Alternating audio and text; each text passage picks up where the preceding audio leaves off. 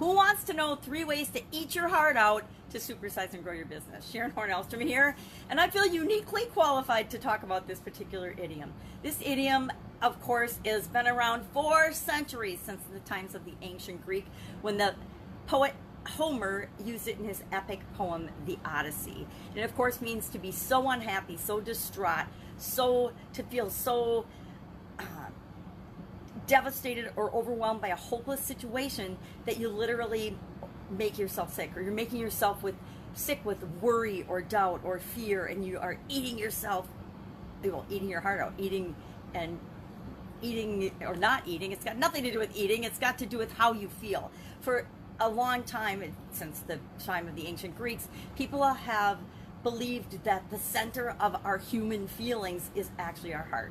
Things like being heartbroken or have a heart of gold all indicate that we focus on and believe that our feelings come from our heart. Whether that's true or not, I don't know. Scientifically, they'd have to prove it. I think it's a combination of our beliefs and our thoughts and our emotions all are ingrained in all of our cells, but that's a topic for another day. So this idiom's been around for a really long time, and it means literally to be so distraught, so worried, so upset about something that you make yourself sick or weak because you're in a situation and it looks hopeless. Now, about a decade ago now, I found myself in a situation that I obviously thought was hopeless, and I literally ate my heart out. I was so worried about this. On the surface, everything looked fine. I was running multiple businesses. I was married, raising 2 teenagers, and running through my life like a chicken with my head cut off, literally. And found out that my husband had a girlfriend, and that set into motion a tumbling effect of massive brokenheartedness, in addition to knowing that my relationship was over, my primary relationship, and was going to break up my family. We had we had 6 or so businesses together at the time, and so I knew not only emotionally, relationships, but financially, that everything was going to change, and basically that my whole life was going to blow up. And on the surface, I didn't really show it, but underneath, obviously, I was thinking about all of this, and I was worried, and I was doubting it. And on September 7th of 2010, I literally had a broken heart syndrome, sudden cardiac arrest, and dropped dead in one of our businesses. Lucky for me, I was cutting through after a city council meeting, and the bartender knew CPR, so he helped me out until the first responders could get there, and then they jump-started my heart, put me in a coma. I was in a coma, froze me, I guess, for a week or so, kept me in the coma, and then woke me up.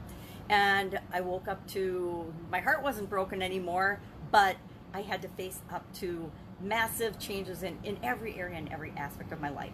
And looking back now, it's probably the best thing that ever happened to me, because it allowed me the opportunity to focus and really set my own priorities, probably for the first time in my life. I don't know about you, but when I was younger, I did a lot of my living vicariously through what I thought I should do, not necessarily what was best or felt right for me.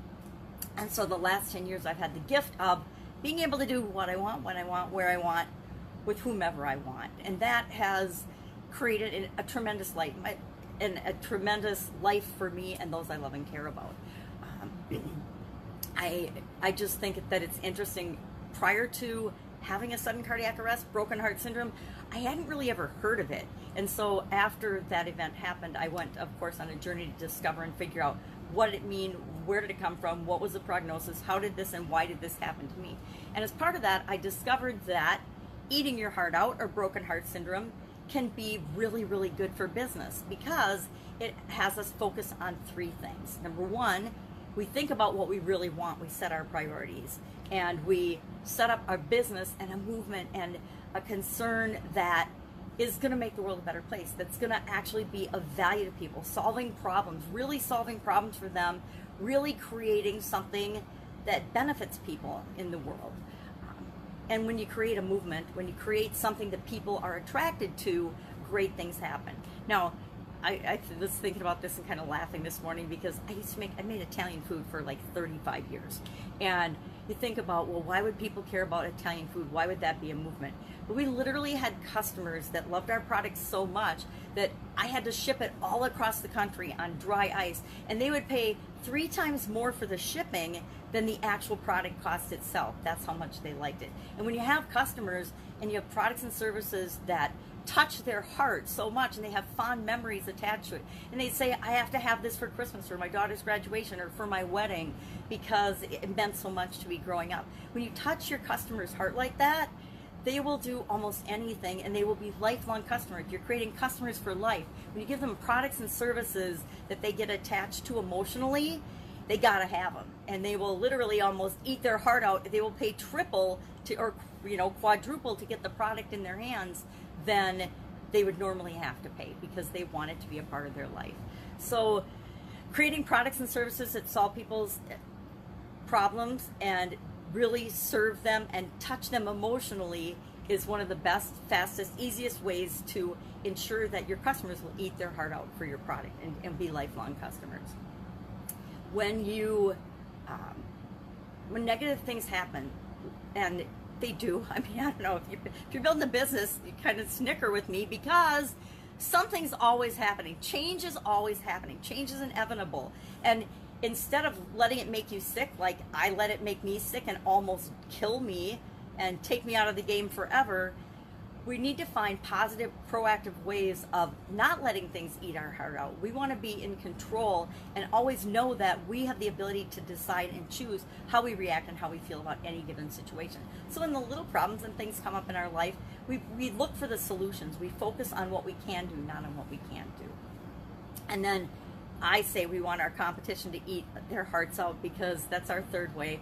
We want to know that, and we want them to know that we are serving our people so well that there is no way they will ever come to them for their solutions because we're doing such a great job taking care of, and our customers absolutely love and adore and are delighted with how we interact with them, the experiences they have with us. And the competition can't touch that because when you're being yourself, when you're doing you, when you're serving your people to the best of your ability, you don't have any competition.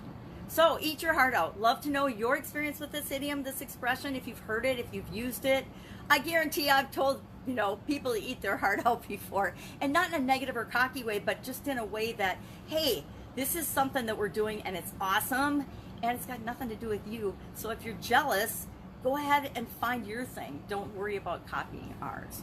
Have an awesome day. I'll be with you tomorrow with another interesting idiom. What does it mean? Where does it come from? And how might you use it in your business today? Take care. Bye.